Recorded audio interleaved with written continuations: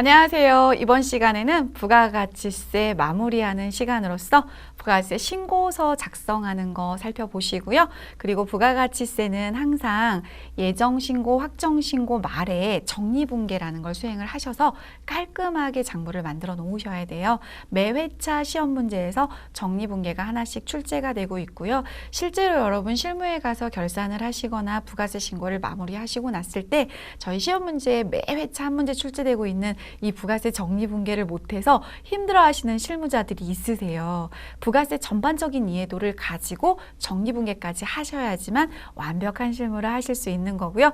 그리 어렵진 않아요. 지금까지 하나하나 단축 깨워오셨던 매출과 매입 유형을 잘 이해하고 계신다면 그 부분은 쉽게 또 넘어가실 수 있어요. 자, 이제 부가세 신고 세 번째 시간에 뭘 해야 될지 보도록 하겠는데요. 말씀드린 것처럼 저희 부가세 신고서를 작성할 텐데 여러분 저희가 1월부터 3월까지 1기 예정, 4월부터 6월까지 1기 확정, 7월부터 9월까지 2기 예정, 10월부터 12월까지 2기 확정 중에서 일부분 하나를 좀 작성을 할 거고요. 그 부분에 대한 정리분계를 같이 수행을 해볼 것입니다. 자, 먼저 부가세 신고서는요. 기본적으로 이제 양식이 이렇게 생겼어요. 더전 스마트 프로그램 양식이긴 한데 여러분이 국세청에 서식자료실, 국세법령정보시스템이라는 사이트를 검색을 하셔서 서식자료실에 가시면 일반 과세자의 부가세 신고서를 다운받으실 수가 있어요. 그러면 얘랑 똑같이 되어 있는 거예요.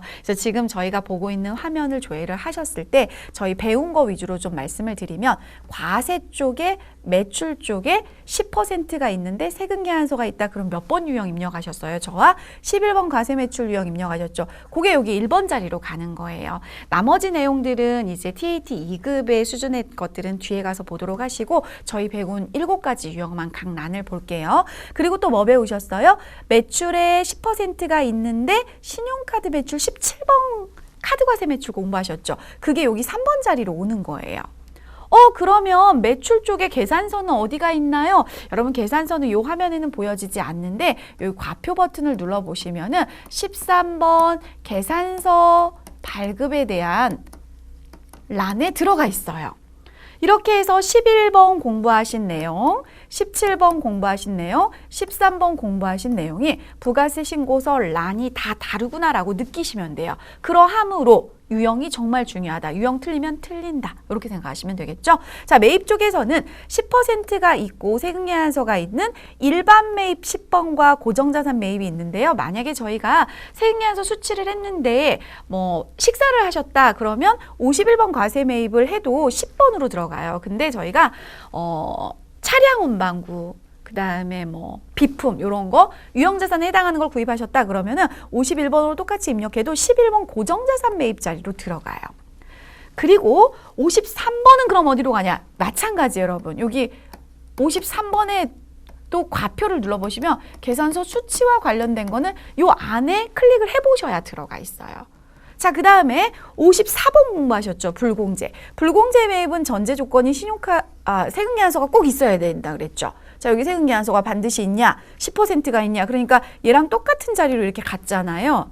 근데 51번 과세 매입은 공제를 받는 거고요.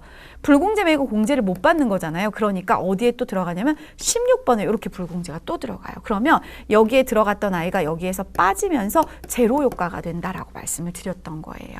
따라서 51번과 54번이 10번과 11번에 들어가지만 54번은 16번에서 공제받지 못할 매입세액으로 마이너스 차감이 되기 때문에 유형을 반드시 조심해서 입력해 주셔야 된다라는 거죠. 또 하나 뭐 배우셨죠? 57번 카드과세 매입 배우셨죠? 57번 카드과세 매입은 14번의 그 밖의 공제 매입세액을 탭을 눌러보시거나 더블 클릭을 하시면 이렇게 신용카드 매출 전표를 일반적인 걸 수치하셨다. 밥 먹었다. 그러면 이렇게 41번.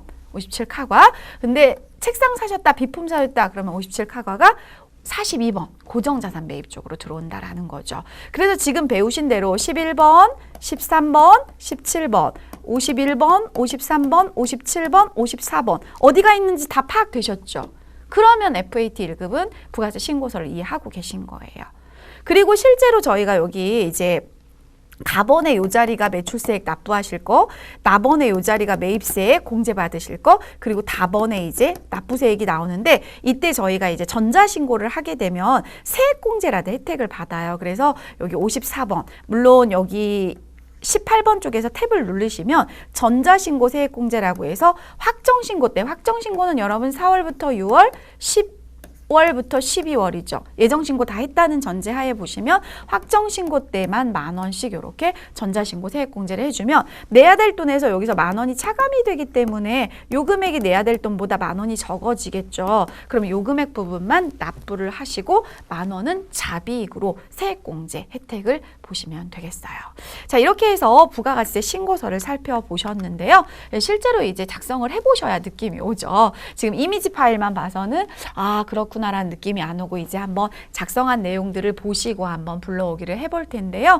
여러분, 저희가 우선은 1기 확정 부가세 신고서 작성을 수행을 해보도록 할게요. 왜냐하면 앞서 저하고 공부하시면서 열심히 같이 호흡해서 오셨는데 사실 실수하셨을 수도 있고 여러 가지 부분들이 좀 빠졌을 수도 있고 해서 이걸 공통적으로 보면서 공부하시기에는 1기 확정 데이터를 저희가 안 건드렸어요. 그게 좋을 것 같아서 이걸로 작성을 수행해서 지금 보셨던 자리들이 자리값이 있다면 검토하시면 되겠습니다. 자, 더 좋은 스마트 프로그램 1기 확정 4월부터 6월까지 부가세 신고서 열어서 같이 살펴보겠습니다. 3638번에 주식회사 한국인삼의 부가가치세 원 메뉴에 보시면 부가가치세 신고서가 보여지고 있죠. 그 하단에는 이제 부속 서류들인데요. 실제로는 저희가 FAT에서는 이 부속 서류들을 들어가서 해석해야 되는 게 뒤에 정보 분석에서 일부분이 있을 수가 있어요. 우선 제가 신고서 말씀드리고 나서 잠시 한번 살펴보도록 할 텐데 먼저 저희 문제에서 나왔던 4월부터 6월까지 1기 예정 신고서를 열었어요. 여러분, 부가세 신고서 제가 강의 오프라인에서 할 때 이거 질문 상당히 많이 받거든요. 앞에서 뭔가 자료를 고쳤는데요. 이게 떠요. 어떡하죠? 여러분 있잖아요. 과거에 부가세 신고서를 한번 열어서 저장해 놨다면 그 신고서 종이를 얘가 기억하고 있어요. 그래서 이 메시지는 뭐냐면 과거에 당신이 열어놓은 신고서 이 종이가 있는데 그거 갖고 올 거야? 예스 하면 업데이트된 걸 갖고 오는 게 아니고 과거에 여러분이 저장해 놨던 신고서를 가져오는 거고요. 아니요 하면 뭐냐면 제가 만약에 전표를 추가로 메인 매출 전표에 입력을 하나를 했어요. 그러면 그 메인 매출 전표에 입력된 것까지 반영해서 갖고 와라는 명령어가 아니오예요. 그래서 더 좋은 스마트 프로그램에서 이런 메시지가 나오면 항상 제목을 째려보세요. 부가가치세 신고서 저장된 내용 있습니다. 불러오시겠습니까? 저장된 거 불러와. 예스. 이렇게 되는 거예요. 부가가치세 신고서 저장된 거 있는데 그거 말고 업데이트해서 가져와. 그러면 아니오가 되는 거예요. 자, 아니오를 누르거나 얘를 누르거나 여러분 시험장에 가시면 이 문제가 만약에 이렇게 출제가 된다면 이게 마감이 되거나 여러분이 눈으로 보게 이제 오류가 없게 새로 불러오기를 해도 이 종이 저장한 걸 가져가도 이 종이가 되게 시험 문제를 내니까 여러분은 이것 때문에 혼란스러워할 시험 문제는 없으세요. 하지만 실무에 가시면 업데이트를 해야 된다, 아니오 하셔야 되는데 예스를 누르고 왜 안 바뀐 거야 라고 하고 계신다면 그런 이유가 있다라는 거죠. 자, 여러분 이 부분은요 저희 앞서 보신 것처럼 뭐죠? 11번 과세 매출로 입력한 거예요. 10%가 있고 세액예한서가 있는 자리고요. 자, 이 부분은 뭐죠? 51번 과세 매입으로 입력한 자리예요. 10%가 있고 세액예한서가 있는 매입 자료죠. 이 부분은 뭐죠? 똑같아요. 10번하고 10%가 있고 세액예한서가 있는 매입이에요. 그런데 얘는 고정자산을 매입한 거예요. 이렇게 보시면 되고요. 나머지는 내용이 없습니다. 그러면 이제 여기까지 보시고 나서 지금 현재 제가 저장된 게 있습니다. 불러올까요? 하고 예스를 하게 됐다면 저 이거 저장 안 할게요. 제가 이제 이걸 설명드리려고 이제 데이터를 저장을 해놨는데요. 요거 저장 안 하고 다시 또 들어가 볼게요. 04월 01일부터 06월 30일 이제는 예스를 한번 눌러볼게요. 짜라란. 뭐가 바뀌었죠, 여러분?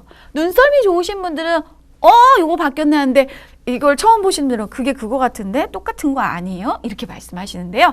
저는 제가 봤으니까 이제 요거 요게 틀려요. 그래서 시험장에 가시면 이걸 저장해 놓는단 말이에요. 그래갖고 저장된 데이터를 사용할 것 이렇게 단서가 있으면 yes를 누르셔야 돼요. 그러한 말이 없다면 아니오를 누르거나 yes를 누르거나 문제가 똑같다라는 거예요. 여러분 저희가 4월부터 6월 거를 작업을 하지 않고 후반대에 있는 2기 거 부분을 전표 입력을 계속 저와 연습하면서 왔어요. 근데 데이터를 정확하게 여러분하고 저하고 맞춰보기 위해서 4월부터 6월까지를 열면 여러분하고 저하고 똑같아야 돼요. yes 눌렀더니 이렇게 되네요.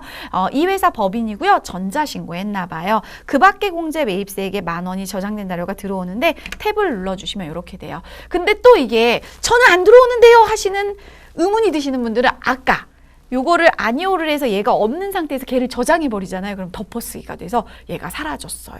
그러면 탭 누르셔서요. 저희 전자신고 한 거예요 라고 생각하시고 이렇게 10,000원을 넣어주세요. 근데 이제 보통 이런 혼란이 생길까 봐 시험에서는 요걸 마감해서 출제를 하는 성향들도 보이고 있어요.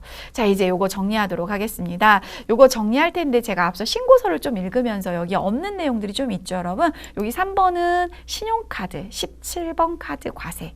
그리고 여기 그 밖에 공제 매입세액 14번은 탭을 한번 눌러보실래요? 그러면 41번과 42번의 세금계산서처럼 일반 매입이냐 고정자산 매입이냐라는 부분들이 나눠져서 들어오고 있고요. 자, 그 다음에 과표 한번 눌러보실래요? 과표 버튼 누르시면 여기 하단에 84번의 세금계산서 발급 금액은 몇 번 유형으로 입력하신 거예요? 13번 유형.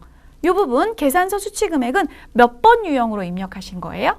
53번 계산서 수취 금액 이렇게 입력하신 거예요. 이렇게 해서 저희가 이제 54 불공도 입력을 하셨죠. 근데 여기는 불공제 매입이 없나 봐요. 그래서 불공제 매입이 만약에 일반적인 접대비였다 그러면 세금계산서가 있다 그러면 여기로 들어갔다가 다시 제가 16번 탭 한번 눌러볼게요. 여기에서 이제 다시 빠지는 현상을 보이고 있어서 여기 15 빼기 16이 17번 나번이 되는 거예요. 자, 여기서 이제 질문. 매출세액은 얼마인가요? 이렇게 말씀드리면 가번요 라고 말씀하시면 돼요. 매입세액은 얼마인가요? 나번요 이렇게 말씀하시면 돼요. 그러면 납부세액은 얼마인가요? 27번요. 그런데 마이너스면 환급받을 세액이 되는 거예요. 그러면 정리분기할 때 나는 분명히 46만 원을 환급받아야 되는데요. 왜요? 가번 빼기 나번하면 다번이 되니까요. 그런데 왜 47만 원을 환급받게 되죠? 세액공제 혜택. 여러분 있잖아요. 지금도 여러분 집 근처에 세무서에 한번 가보세요. 사람들 많아요. 점심시간에도 이제 사업자 등록내로 제가 이렇게 보는 사람들 보면 되게 많이 있거든요. 근데 여러분 사실 요즘에는 홈택스가 너무 잘 돼 있어서 세무서에 안 가고 신고를 다 하시잖아요. 그러면 세무서에 뭐가 줄죠? 인건비가 줄죠. 업무 진행하는 게 줄죠. 그럼 그만큼 전자신고로 알아서 고객님들이 해주셨으니까 국민님들이 해주셨으니까 국가에서는 혜택 줄게 이렇게 들어가는 거예요. 그래서 홈택스로 신고하시면 이렇게 혜택을 줘요. 10,000원 혜택. 이 부분에 대한 걸 이제 회계 처리 들어가면 되겠죠. 부가세 신고서를 살펴보셨어요. 이제 그걸 살펴보고 끝 이게 아니고요. 여러분 이제 여기서부터 조금 중요한 말씀을 드릴게요. 저희가 지금 회계 처리라는 걸 하고 부가세 신고서에 반영된 걸 봤죠. 그런데 부가세 신고서는 국세청하고 연결되는 돈이 환급되기도 하고 납부하기도 하고 이런 시스템이에요. 근데 이제 회계 처리를 한 것이 부가세 신고서의 모든 내용하고 일치가 돼야 되고요.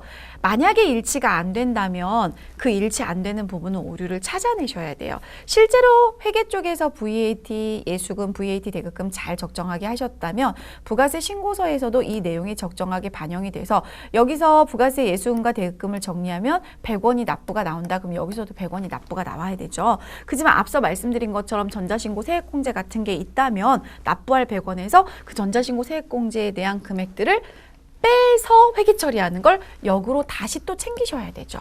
그런 거를 마무리하셔야지만 회계랑 세무가 이론 차이도 안 나게 돌아갈 수가 있어요.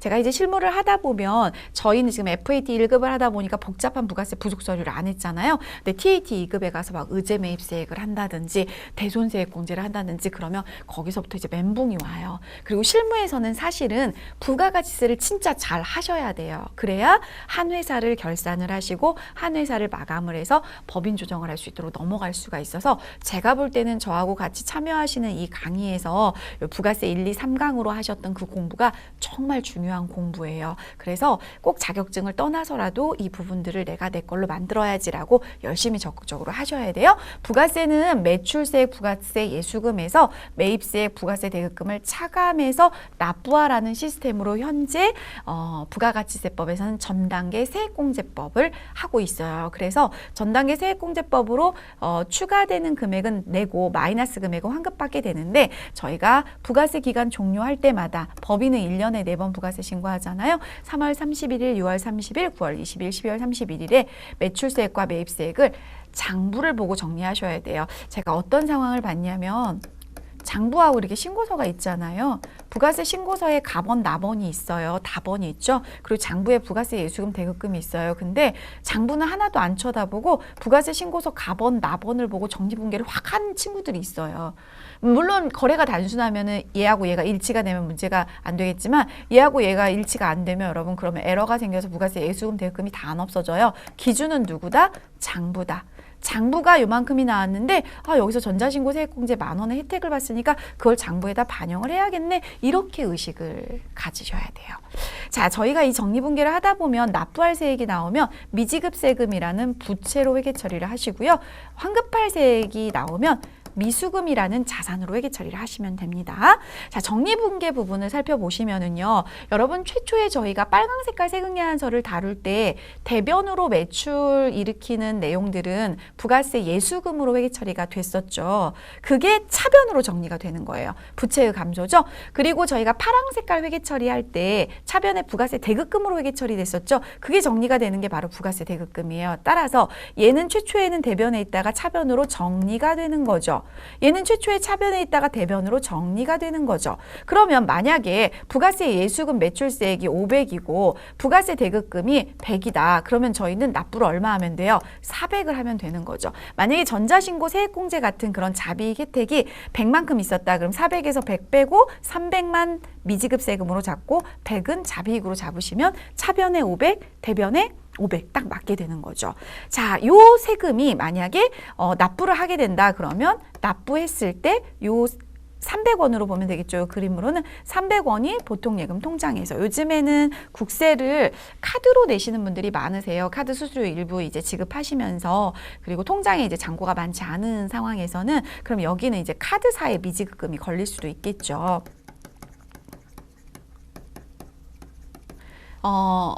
예금 통장에서 이제 이렇게 이체하시게 되면 은행 코드가 걸려야 되는 거고요. 실제로 이 정리분계는 앞서 말씀드린 대로 4번의 날짜에 나오는 거고요. 납부는 언제까지 하죠? 2월 25일까지 신고 납부죠. 25일이 만약에 토요일, 일요일이다 그러면은 그 다음 월요일에 이제 납부를 하시게 되는 시스템이에요.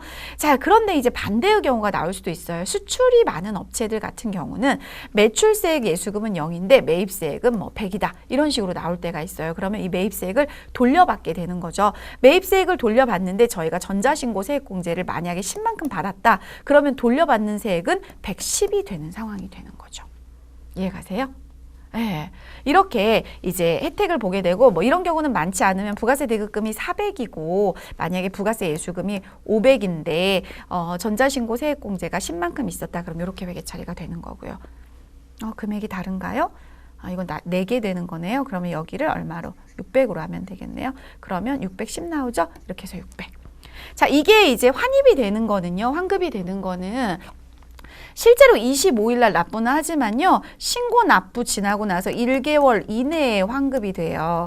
그러다 보니까 만약에 7월 25일 날 신고 납부 기간이다 그러면 보통 8월 달 중순쯤에 이렇게 이제 환급이 되는 편이거든요. 그러다 보니까 날짜는 통장에 돈 들어온 날짜를 보셔야 되고요. 이렇게 했던 미수금이 다시 이제 110 해가지고 이렇게 통장으로 들어오게 되는 거죠. 전자신고 세액공제는 아직까지는 제가 강의하는 이 시점까지는 10,000원이 세액공제거든요. 이 10,000원은 자비익으로 회계 처리를 하시면 되겠습니다.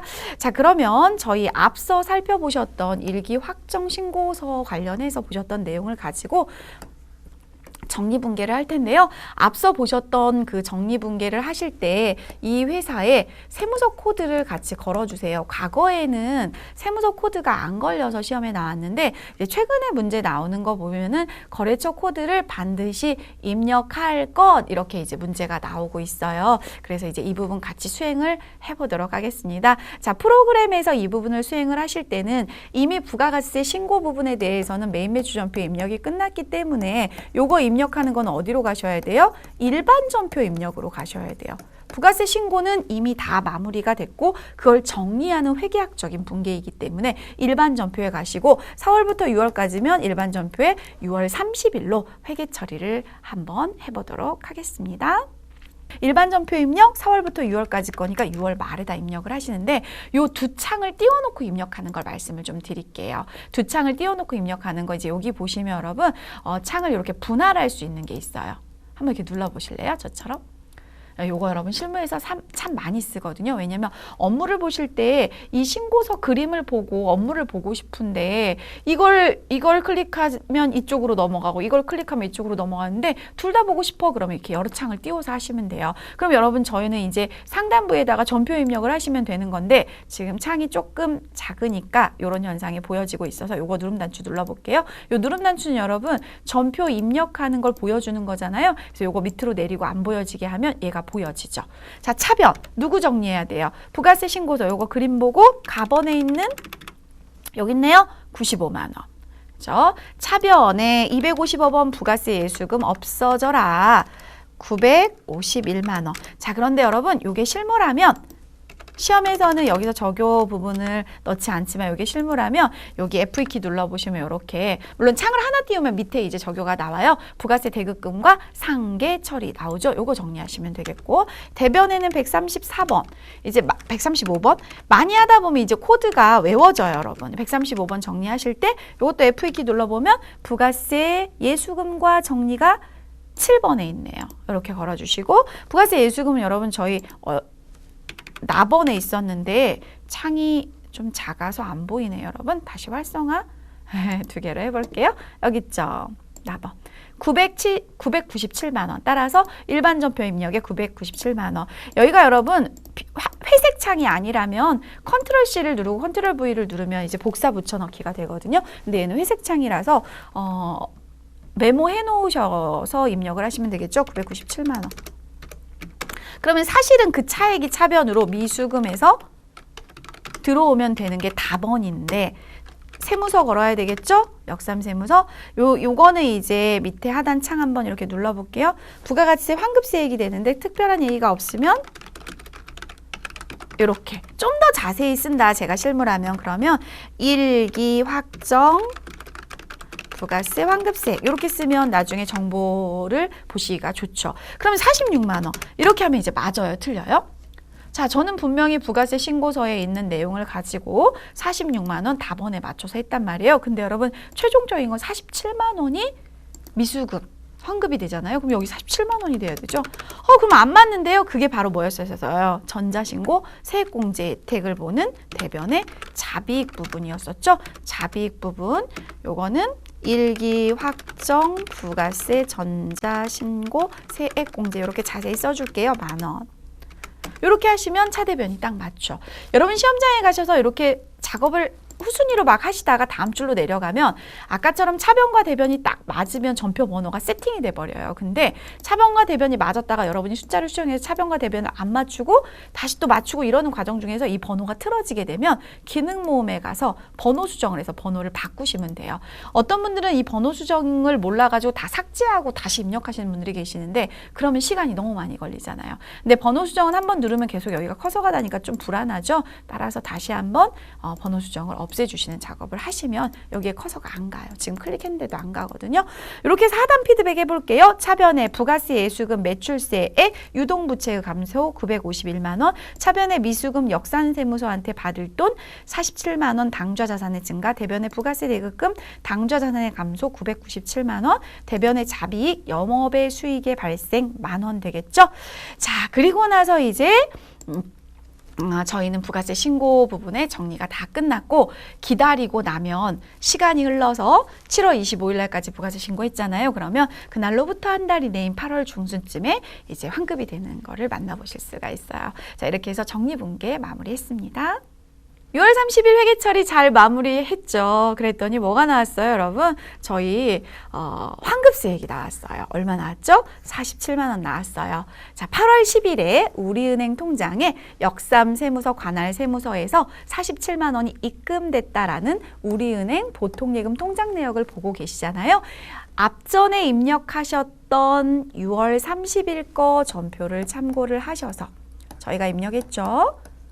여기에서 저희가 미수금 작업을 했었던 얼마요? 47만 원을 보통예금 통장으로 받게 되니까 차변에 보통예금에 47만 원 입력하시고 대변에는 이제 미수금을 받게 됐으니까 더 이상 채권이 아니죠? 이렇게 하고 여기에 어떤 코드 걸어주시면 돼요? 역삼세무서 코드 걸어주시면 되겠죠? 6월 30일자에 입력된 전표를 참고해서 환입에 대한 회계 처리를 하시는데요. 환급된 회계 처리는 8월 10일로 하시면 되겠죠. 따라서 은행 통장에 맡기신 금액에 요 금액이 들어온 거고요. 자, 저희 같이 요거 입력하실 때도 부가세 정리분계고 환급분계이기 때문에 일반 전표에 입력을 하셔야 되는 거죠. 부가세 신고는 다 마무리가 된 거니까요. 자, 같이 8월 10일자에 일반 전표 입력에 역삼세무서에서 환급된 47만 원 입력 함께 해보도록 하겠습니다.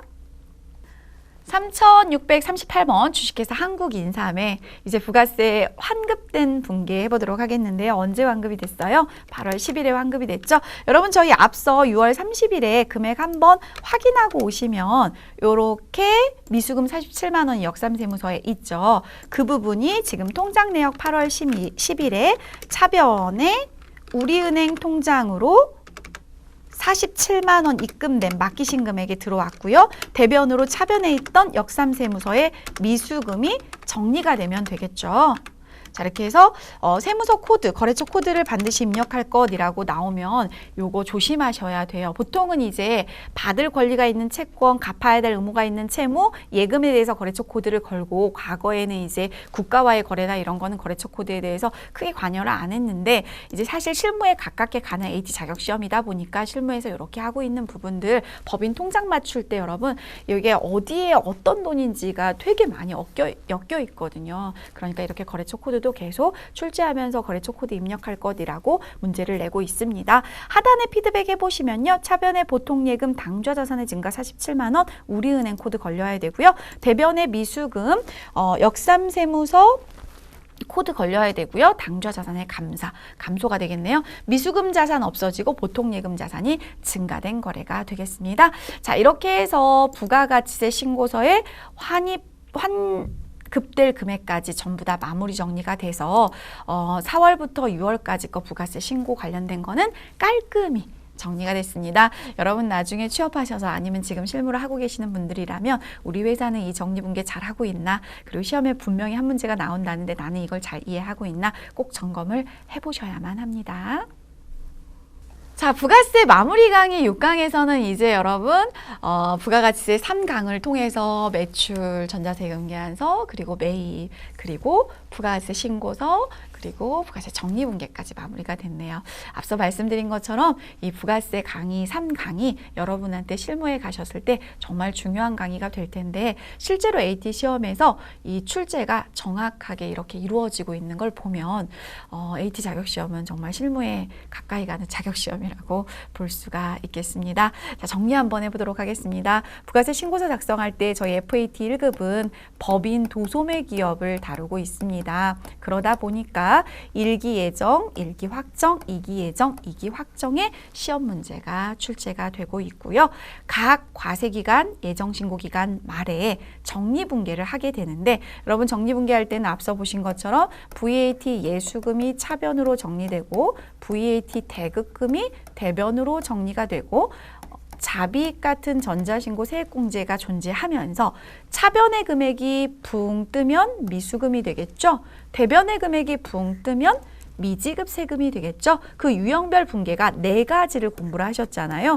여러분 기출문제 보시면 이 4가지 유형, 즉 납부하는 거 정리분계, 환급 받는 거 정리분계, 납부 진짜 하는 거 25일 날, 그리고 한 달 이내에 정말 환급 받는 거, 요 네 가지 유형이 돌아가면서 문제 출제가 되고 있어요. 그래서 어떨 때는 정리하면서 미지급 세금, 어떨 때는 정리하면서 환급 미수금, 어떨 때는 미지급 세금이 납부되는 거, 어떨 때는 환급세액이 들어오는 거, 이 네 가지 유형이 랜덤하게 출제가 되고 있기 때문에 여러분은 이 네 가지 사항을 전부 다 꿰고 있으셔야 되고요. 반드시 한 문제가 출제가 되고 있어요. 그럼 여러분 지금까지 저하고 강의하면서 반드시 한 문제가 출제된다고 제가 언급했던 내용들이 혹시 떠오르는 게 있으세요? 손 들어보세요. 앞서 배우셨던 불공제 매입, 반드시 나와요 이랬죠. 전자세금 계산서 발급 전송 반드시 나와요 그랬죠. 그리고 요거 부가세 적립분계 반드시 나와요. 그런데 부가세 관련 문제가 총 1번부터 6번까지는 대부분 매입 매출 전표 입력 유형 문제가 많이 나오고요. 7번 문제가 적립분계로 나오기 때문에 항상 이 7번 문제 푸실 때는 앞서 하신 것처럼 일반 전표에 가서 입력해야 되는구나. 시험 문제 친절하게 일반 전표에 입력할 것이라고 제시될 때가 있어요. 그러면 참 감사하지만 그렇지 않다 하더라도 여러분이 참신하게 공부를 하셨기 때문에 일반 전표에 입력을 해야 되는구나 라고 알고 계시면 되겠습니다. 자, 이제 6강 마무리하면서 나와 대화하기, 스스로 대화하기 시간 가져보시면요. 나는 매사에 밝고 긍정적인 사람인가? 어떤 것 같아요? 사회생활 할 때는 밝고 긍정적인데 집에 가면 되게 우울하고 집에서 막 짜증내고 사실 사람은 편한 공간에서 자기의 내면을 드러내게 되죠. 그렇게 내면을 드러내지 않으면 어떻게 살아요? 그죠? 여러분 집에 여러분의 내면을 드러낼 만한 공간이 있어야 돼요. 그래야 저희는 밝고 긍정적으로 해소하면서 스트레스를 해소하면서 살 수가 있거든요. 근데 어떤 친구들은 밖에 나와서 항상 8시간 일을 할 때 아니면 공부를 할 때 짜증이 많은 친구들이 있어요. 그게 혹시 난지 생각해 보세요. 그렇다면 분명 뭔가 찾아내셔야 돼요. 항상 밝고 긍정적인 사람을 보면 그 스트레스 해소법도 좀 있는 것 같고요. 자기관리도 되게 잘하고 자존감도 되게 높은 것 같아요. 사람의 감정은요, 주위 사람에게 영향을 줘요. 그래서 밝고 긍정적인 사람 옆에 있으셔야 돼요. 잘 웃고 밝고 긍정적인 사람, 열정이 넘치는 말투를 쓰는 사람 옆에 있으면요, 나도 어느새 그 사람을 따라가요. 왜 친구는 친구끼리 만난다고 하잖아요. 여러분 왜 친구들 잘 보세요. 나랑 되게 비슷한 면이 많죠. 왜? 그 편하잖아요. 그래서 밝게 웃고 긍정적이고 되게 그런 친구들이 옆에 있으면 나도 그런 사람이다라고 생각하시면 되고, 만약에 요즘 좀 스트레스 받아서 공부 때문에 약간 조금 우울하시다 그러면 이 스트레스를 좀 해소하셔서 좀 점검을 해 주셔야 돼요. 그래서 마음이 밝아져야 공부도 잘 됩니다. 여러분 오늘은 밝고 긍정적이고 웃으면서 이 강의 마무리하시고요. 다음 시간에 7강으로 만나 뵙도록 하겠습니다.